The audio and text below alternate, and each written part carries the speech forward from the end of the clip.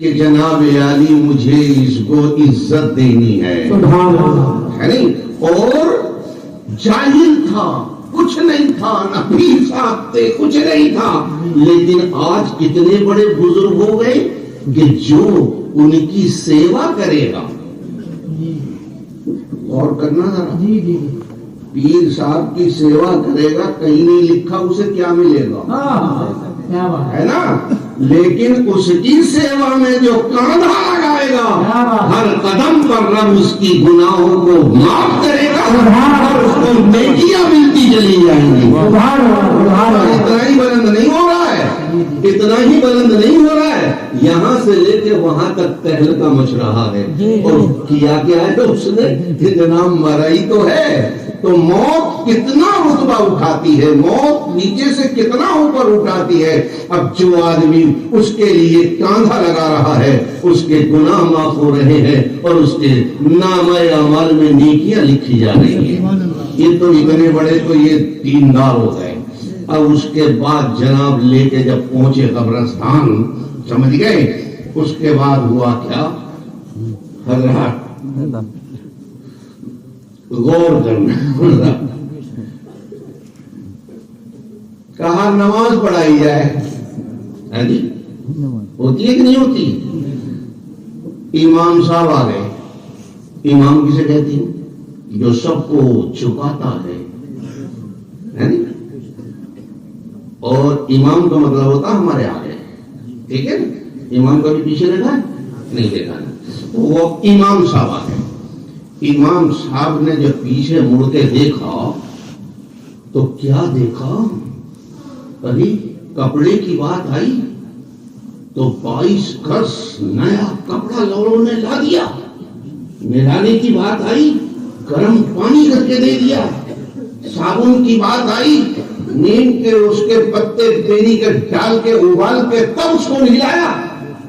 جناب ایسے ہی نہیں، خوشبو لگائی، سجدے کیے یا نہ کیے لیکن سجدے گاہ پر کافور لگایا، زندگی بھر آنکھوں میں کیچڑ رہی لیکن آج سرما لگایا۔ اور اس کے بعد جب وہ ہتے چڑھا، کیا نام ہے، علی درزی کے، تو درزی نے کہا حضرت آپ لاؤ میں ہی لا لے آؤں، تو اس نے اپنی سیوا دے دی۔ اب جناب جب سواری کی بات آئی تو لوگوں نے کہا ہم اپنے کاندھوں پہ لے کے آپ کو جائیں گے، تو جس کے ہاتھ لگے انہوں نے اسے اس سے زیادہ عزت دی، کہا اب میں اسے کیا دوں، ہے نا؟ بھائی امام صاحب کہتے چڑھ رہے کہ نہیں؟ تب امام صاحب نے سوچا میں اسے کیا دوں، تو امام صاحب نے سوچا ساری زندگی میں نے اسے اپنے پیچھے کھڑا کیا ہے، لاؤ اسے اپنے آگے لے لوں۔ سمجھ میں آ گئی نا؟ مردہ کہاں رہتا ہے مسیحی میں؟ امام کے پیچھے کے آگے، آگے وہ اور امام یہ کہلاوے، ہے نہیں؟ آگے وہ امام یہ کہلاوے، تو امام نے بھی اسے اپنے آگے رکھ دیا۔ اب آؤ غور کرو، آخر ان سارے لوگوں نے کس رشتے کی بنیاد پر ایسا کیا؟ بغیر لالچ کے تو کوئی کچھ کرتا نہیں ہے بھائی، یا کو لالچ یا ڈر، ہے نا؟ یہی دو ہی چیز ہے، اللہ کا حکم ہے تمہیں کرنا ہے تو کرنا ہے، اور یہ تم کرو گے تو تمہیں یہ ملے گا، ایک یہ چیز ہوتی ہے۔ تو آخری کس چکر میں اس کو اس سے پہ اٹھائی پھر رہے تھے لوگ؟ اب غور سے سنو، اس لیے اٹھائے پھر رہے تھے کہ جب مردہ مرتا ہے، قبر میں جاتا ہے، تو سب سے پہلے ہوتا کیا ہے؟ فرشتے آتے ہیں، ان کے 3 سوال ہوتے ہیں، اور اس کے تیسرا سوال ہوتا ہے اس آدمی کے بارے میں تم کیا کہتے ہیں؟ وہ آدمی کون ہے؟ وہ رسول اللہ ہوتے ہیں۔ اب ہندی میں یوں سمجھ لو کہ یہ آدمی ڈائریکٹ حضور سے ملاقات کرنے کے لیے جا رہا ہے۔ ہمارے ایمان و عقیدے کا عالم یہ ہے جو صرف حضور کے روزے کو دیکھنے کے لیے جو جاتا ہے، اس کی کتنی عزت کرتے ہیں، آؤ حاجی صاحب زندہ باد، حاجی صاحب زندہ باد، حاجی صاحب زندہ باد، اس کی آنکھیں چومی جاتی ہے۔ وہ بندہ صرف رسول اللہ کا شہر دیکھ کے آیا ہے، رسول اللہ کے گھر کو دیکھا ہے، رسول اللہ کے روزے کو دیکھا ہے، رسول اللہ سے ڈائریکٹ تو نہیں ملا ہے، لیکن یہ بندہ آمنے سامنے سے رسول اللہ سے ملنے جا رہا ہے۔ اب بتاؤ کسی کو یہ پتا چل جائے کہ آپ سیدھے رسول اللہ کے پاس جا رہے ہو تو بولو ایمان کیا کہتا ہے؟ ایمان تو یہ کہتا ہے اس آدمی کی جتنی سیوا کر لو وہ کم ہے، کیونکہ یہ رسول اللہ کی بارگاہ میں جا رہا ہے۔ جیسے ہی یہ پہنچے گا، اگر حضور نے پوچھ لیا، مسیری کے لوگوں کو جب پتا لگا کہ تم میرے پاس آ رہے ہو تو وہاں کے لوگوں نے کیا کیا تمہارے ساتھ، تو مردہ چلائے گا اے اللہ کے پیارے رسول نہ پوچھو، میری تو اپنی کوئی حیثیت ہی نہیں تھی، لیکن جس وقت یہ خبر ملی کہ میں آپ کے پاس آ رہا ہوں، سارے لوگ اکٹھا ہو گئے، لوگوں نے کاندھے پہ بٹھا کے مجھے پہنچایا ہے، امام نے بھی اپنے آگے رکھا ہے، اس لیے کہ میں آپ کے پاس آ رہا ہوں، خوشبو سے بسا دیا گیا ہے، اس لیے کہ میں آپ کے پاس آ رہا ہوں، کپڑا پہنا دیا ہے، اس لیے کہ میں آپ کے پاس آ رہا ہوں، اس لیے کہ میں آپ کے، تو آپ کا سارا نقشہ اللہ کے پیارے رسول کے سامنے وہ مردہ پیش کرے گا تو ہماری اچھائی وہاں ہونی چاہیے، اس لیے ہم اس کی سیوا میں لگے رہتے ہیں۔ آج تو پھولے نہ سمائیں گے کفن میں آسی، اور کرو، آج تو پھولے نہ سمائیں گے کفن میں آسی، ہے شب گور بھی اس گل سے ملاقات کی رات، آج موت کی رات ضرور ہے لیکن رسول اللہ سے ملاقات کی رات ہے، آج موت کی رات ضرور ہے لیکن رسول اللہ سے ملاقات کی رات ہے، تو رسول اللہ سے ملاقات پہ تو ایک عاشق رسول سب کچھ قربان کر دیتا ہے نا۔ اب دیکھو جب آدمی مرتا ہے، ٹھیک ہے، پورا گھر روتا ہے، مردہ ہنستا ہے، ٹھیک ہے، جب بچہ پیدا ہوتا ہے تو پورا گھر ہنستا ہے لیکن بچہ روتا ہے۔ کبھی غور کیا آپ نے؟ نہیں غور کیا نا، اس لیے حضور نے فرمایا الدنیا سجن للمومنین، دنیا مومن کے لیے قید خانہ ہے۔ تو بچہ جان رہا ہے میں قید خانے میں آ گیا، باپ سمجھا مجھے بیٹا مل گیا، بھائی سمجھا مجھے بھائی مل گیا، ہے نا، تو انہوں نے اپنا دیکھ کے خوشی منائی، اور وہ کیا دیکھ رہا ہے؟ قید خانے میں۔ قید خانے میں جاتے ہوئے کوئی مسکراتا ہے؟ بلکہ روتا ہوا ہی تو جاتا ہے۔ اچھا جب مرا تو وہ رسول اللہ سے ملنے جا رہا ہے، اب تمہارے پاس ایک ایک منٹ اسے مشکل گزر رہی ہے۔ شریعت میں آیا ہے مردے کو جلدی دفن کرو، اس لیے کہ اسے ایک ایک منٹ مشکل سے گزرتا ہے، مشکل سے گزرتا ہے، کیونکہ وہ چاہتا ہے کہ گھر چھوٹ رہا ہے تو چھوٹے، رسول اللہ کے قدم مل رہے ہیں، گھر چھوٹ رہا ہے تو چھوٹے، مجھے رسول اللہ سے زیارت کا نصیب ہو رہا ہے۔ اس لیے اس کی زندگی کی سب سے بڑی خوشی موت کا دن ہوتا ہے، اسی وجہ سے مرنے والے دن کو اہل ایمان، یہ سب ہمارے پاس نہیں چلتا ہے، جو دینا رکھ لو، ہاں یہ سب کچھ اللہ کے پیارے رسول صلی اللہ علیہ وسلم سے ملاقات، تو وہ موت کا جو دن ہے وہ بڑا ہی، اب آ جاؤ مرنے کے دن، اس مردے کے ساتھ کیا ہوا؟ اس کی نماز پڑھی گئی۔ نماز کیا ہوتی ہے؟ نماز عبادت نہیں ہے، وہ دعائے مغفرت ہے نا، ہم اللہ کی بارگاہ میں اس کے لیے مغفرت کی دعا کرتے ہیں، ٹھیک ہے۔ اب دفن کر دیا، ہمیں پھر بھی صبر نہ ہوا، ہے نا، اس کے بعد جناب دفن کرنے کے بعد پھر اذان کہتے ہیں۔ اذان کیوں کہتے ہیں؟ اس لیے کہتے ہیں، حضور نے فرمایا ہے کہ جب دفن کرنے والے رخصت ہو جاتے ہیں تو قبر جو ہے اس کو مردے کو دباتی ہے، ہر مردے کو دباتی ہے نا۔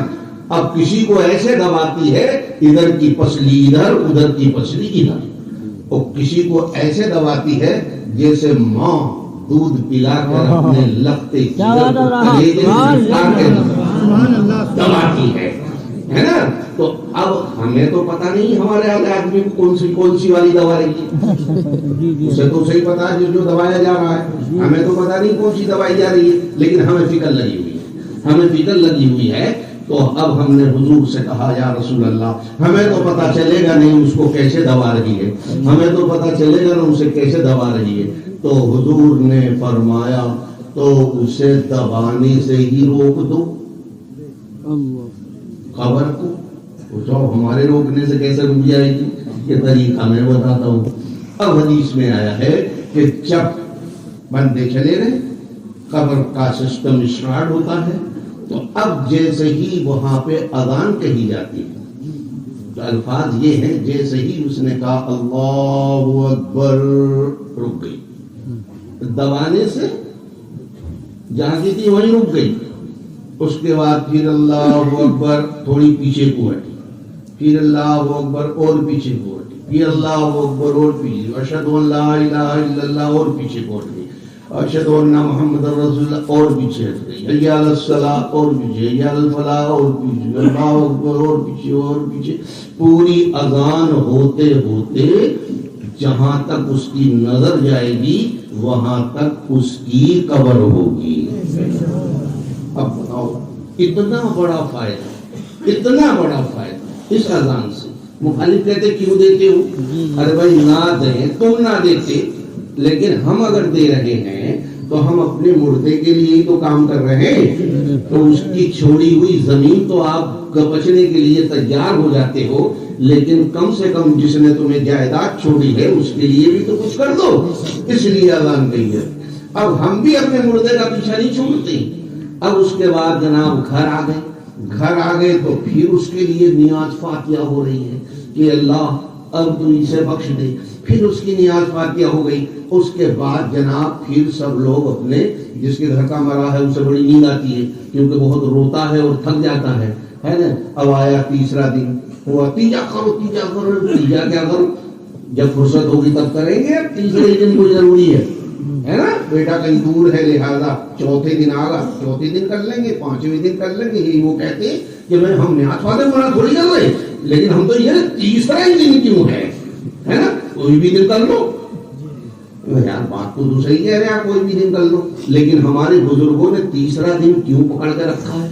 اس لیے پکڑ کے رکھا ہے کہ اس مردے کی فائل تیسرے دن بارگاہ خداوندی میں پیش ہوتی ہے. اور خداوندی میں پیش ہوتی ہے. اب جب پیش ہو رہی ہے تو ہماری عقل کہتی ہے کہ ہمیں سفارش کرنی ہے.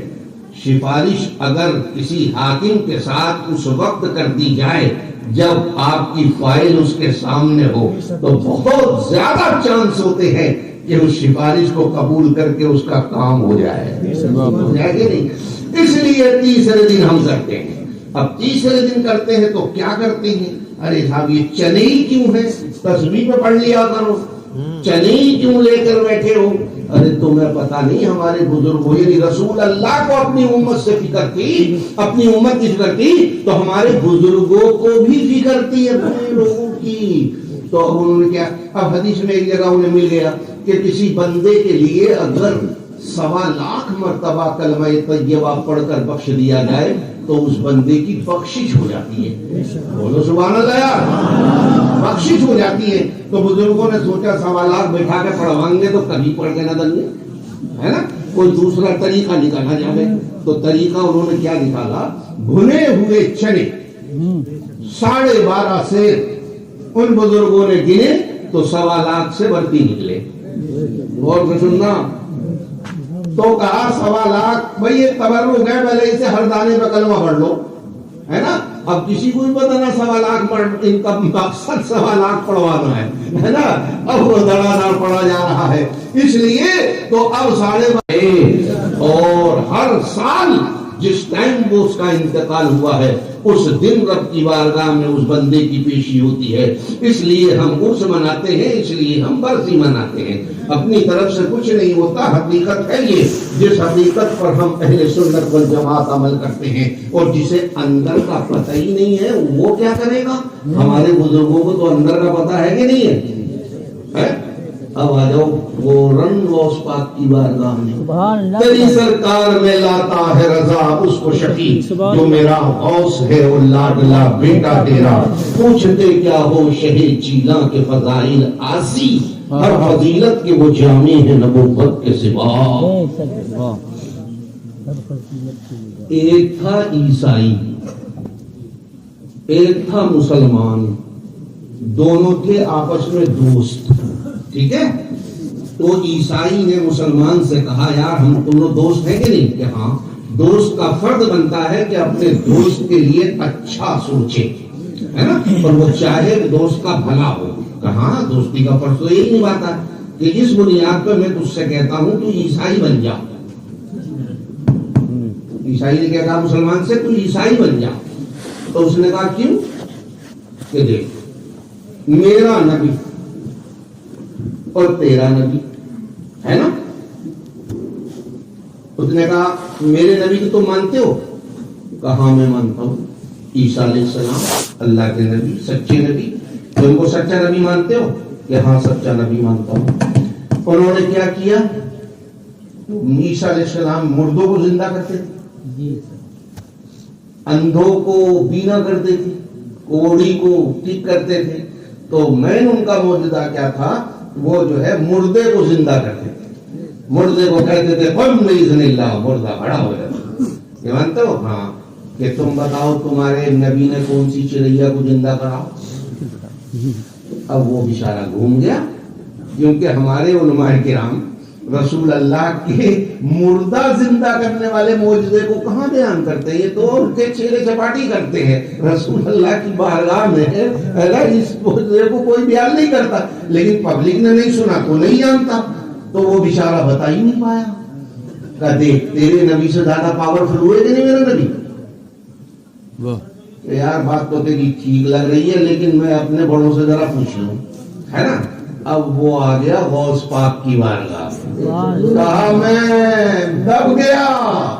اعلیٰ حضرت کی زبان میں ہے نا، غوث پاک کی زبان میں اعلیٰ حضرت نے پرویا ہے، وہ کیا دبے، وہ کیا دبے جس پہ ہو حمایت کا پنجہ تیرا، وہ کیا دبے جس پہ حمایت کا ہو پنجہ تیرا، اور غوث اور کتے کو شیر کو خاطر میں لاتا نہیں کتا تیرا۔ ارے اس محلے کو تو بھول ہی گیا تھا، سبحان اللہ کہو تو یاد بھی آوے۔ ہاں ادھر بھی کوئی بیٹھا ہے، ادھر والے مجھے ہلا رہے ہیں، میں سمجھو ادھر ہی ہے، ادھر بھی لوگ موجود ہیں۔ تو غوث پاک کے بارے میں کہا میں ہوں گا، تجھے دبنے کی کیا ضرورت ہے؟ کہ کیا ہوا؟ ارے صاحب میری بولتی بند ہو گئی، کہ کیا ہوا؟ اس نے کہا کہ تو جو ہے عیسائی بن جا۔ کیوں؟ کہ اس لیے کہ میرا نبی زیادہ پاورفل ہے تمہارے نبی سے۔ کہ اچھا، کہ اس نے کیا کہا؟ اس نے کہا میرے نبی نے بہت مردے زندہ کیا، تمہارے نبی نے کون سی چڑیا زندہ کی بتائیو؟ کہا میں بتا ہی نہیں پایا، اس لیے ہار گیا۔ کہ نہیں ہارے گا، چل بلا کے لا اپنے دوست کو۔ اس کا دوست آ گیا، کہا بھائی تو کیا مشورہ دے رہا؟ کہ صاحب میرا دوست اچھائی کا مشورہ دے رہا ہوں۔ کہا اچھائی کا کیا ہے؟ کہ جناب علی میں اس سے کہہ رہا ہوں یہ میرے نبی کو مانتا ہے، میں ان کے نبی کو نہیں مانتا، ٹھیک ہے؟ تو میرے نبی وہ ہوئے جنہیں یہ بھی مانے میں بھی مانوں، تو میرا نبی کے ساتھ دو ووٹ ہیں، بھائی میں بھی مانوں تم بھی مانو، اور تمہارے نبی کو خالی تم ہی مانو میں نہ مانوں، تو ان کے پاس ایک ووٹ ہے، لہذا دو ووٹ ہے، میرے پاس ایک ووٹ ہے۔ کہ اچھا، اور دوسری کیا بات ہے؟ کہ صاحب انہوں نے تو مردے زندہ کیے، تمہارے نبی نے کون سی زندہ کیا ہے؟ کہ اچھا یہ دو سوال سے پوچھی تھے۔ کہ ہاں۔ کہ اچھا چل میں اس کا جواب دیتا ہوں، کیا آپ دے دیجئے؟ کہا اب پوچھ مجھ سے۔ اب اس نے پوچھا غوث پاک سے تم عیسیٰ علیہ السلام کو مانتے ہو؟ تو آپ نے فرمایا کون سے عیسیٰ کی بات کر رہے ہو؟ کون سے عیسیٰ کی بات کر رہے ہو؟ میں اس عیسیٰ کو مانتا ہوں جس عیسیٰ نے محمد الرسول اللہ کے آنے کی بشارت دی ہے۔ میں اس عیسیٰ کو مانتا ہوں جنہوں نے حضور کے آنے کی بشارت دی ہے، اور اگر تو اس کی بات کر رہا ہے تو تجھے تو 1 منٹ بھی اس دین میں رہنا نہیں چاہیے۔ تیرے نبی نے خود ہی کہا کہ چلا نہیں ہے ادھر کو، اور اگر تو کسی اور عیسیٰ کی بات کرتا ہے میں اسے مانتا ہی نہیں۔ اب بیچارے کا بلا پوچھ گیا، اب بچا مسئلہ مردہ زندہ کرنے کا. کہا چل میرے ساتھ قبرستان. عیسائیوں کے قبرستان میں آ گئے.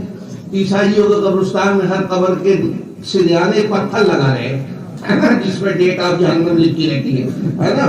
تو کہا ڈھونڈ سب سے پرانی خبر. تو سب سے پرانا پتھر پہ ڈیٹ دیکھی صاحب یہ لگا ہے, یہ خبر سب سے پرانی ہوگی. یہ ٹھیک ہے, تو ادھر کھڑا ہو جا. یہ ادھر کھڑے ہو گئے. کہا اب میرے سوال کا جواب دے. کہا کیا؟ تیرا نبی کیا کہہ کر مردے کو زندہ کرتا تھا؟ یعنی عیسیٰ علیہ السلام کو جب مردہ زندہ کرنا ہوتا تو کیا کہتے تھے؟ کہا وہ کہتے تھے قم بإذن اللہ, اللہ کے حکم سے اٹھ جا. بندہ اٹھ جاتا تھا. کہا سن, میں اس نبی کا امتی ہوں, میں اس نبی کا امتی ہوں کہ امتی ہو کر اور تیرا نبی نبی ہو کر اللہ کے حکم سے مردہ اٹھاتا تھا.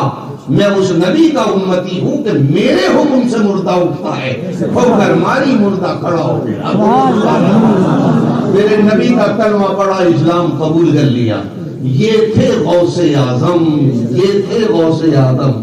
تو اب غوث اعظم کا مقابلہ جس طرح سے نبیوں کی دنیا میں حضور صلی اللہ علیہ وسلم کی حیثیت ہے, اسی طرح سے ولیوں کی دنیا میں غوث اعظم کی حیثیت ہے.